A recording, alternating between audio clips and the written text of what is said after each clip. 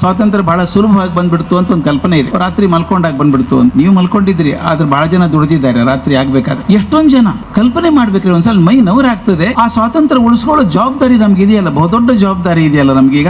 ಆ ಜವಾಬ್ದಾರಿ ನೆನೆಸ್ಕೋಬೇಕಲ್ವಾ. ಸ್ವಾತಂತ್ರ್ಯ ಬಂತು ನಿಜ, ವಿವೇಕಾನಂದರು ಅವಾಗಲೇ ಹೇಳಿದರು, ಸ್ವಾತಂತ್ರ್ಯ ಸಿಗೋದೇನು ಕಷ್ಟ ಅಲ್ಲ, ಅದು ನಿಭಾಯಿಸೋದು ಕಲ್ಕೊಳ್ಳಿ ಮೊದಲು ಅಂತ. ನನಗೆ ನೆನೆಸುತ್ತೆ, ಅವತ್ತಿಂದ ಇವತ್ತಿನವರೆಗೂ ನಮ್ಮ ದಾಸರು ಸಂತರು 15ನೇ ಶತಮಾನದ ಹಿನ್ನೆಲೆ ಕಲ್ಪನೆ ಮಾಡ್ಕೊಳ್ಳಿ. ಭಕ್ತಿ ಪಂಥ ಬಂತು, ಚೈತನ್ಯ ಮಹಾಪ್ರಭು, ಮೀರಾ ಒಂದೇ ಸಲ ಮಹಾಪೂರ ಬಂದಂಗೆ ಬಂದುಬಿಟ್ರಲ್ರಿ. ಇಡೀ ದೇಶದುದ್ದಕ್ಕೂ ಬಂದರು.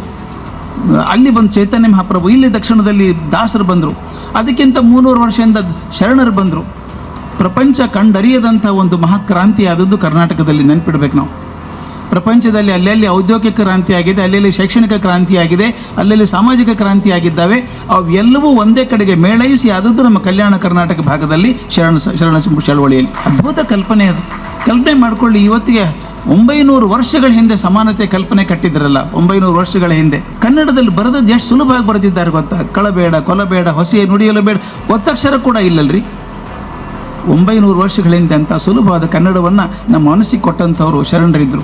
ಅವರೆಲ್ಲ ಒಂದು ಪೂರಕವಾದ ವಾತಾವರಣವನ್ನು ಸೃಷ್ಟಿ ಮಾಡಿದರು. ಅದರ ಜೊತೆಗೆ ಕ್ರಾಂತಿಕಾರರು ಮಾಡಿದಂಥ ಕೆಲಸವನ್ನು ಯಾರೂ ಕಮ್ಮಿ ಅನ್ಕೋಕ್ಕೆ ಸಾಧ್ಯ ಇಲ್ಲ. ನಾವು ಬಹುದೊಡ್ಡ ಕಾಣಿಕೆಯನ್ನು ದೇಶಕ್ಕೆ ಕೊಡೋದಾದರೆ ಅತ್ಯಂತ ಶ್ರೇಷ್ಠ ಕಾಣಿಕೆ ಕೊಡೋದು ನಮ್ಮ ಪ್ರಾಣ ಮಾತ್ರ. ಅದಕ್ಕಿಂತ ದೊಡ್ಡದು ಕೊಡೋಕ್ಕೆ ಸಾಧ್ಯ ಇಲ್ಲ. ಅಂಥದ್ದು 22, 23, 24 ವರ್ಷ ಹುಡುಗರು ತಮ್ಮ ಜೀವನವನ್ನು ಬಾಳೆದಲ್ಲಿ ಹಾಗೆ ಬಿಸಾಡ್ಕೊಂಡು ಹೋಗ್ಬಿಟ್ರಲ್ಲ ದೇಶಕ್ಕೋಸ್ಕರ. ಆಶ್ಚರ್ಯ ಅನ್ಸಲ್ಲ ತಮಗೆ?